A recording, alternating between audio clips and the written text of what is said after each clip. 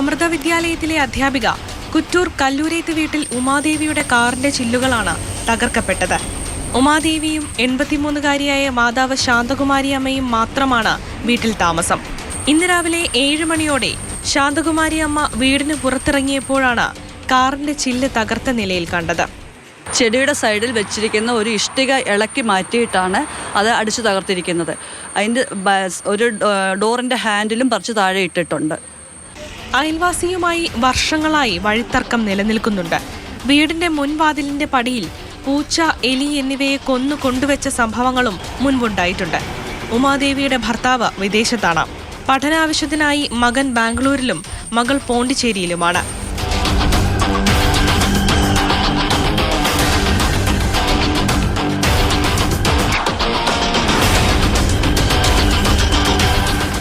Mathrubhumi news, Pathanamthitta.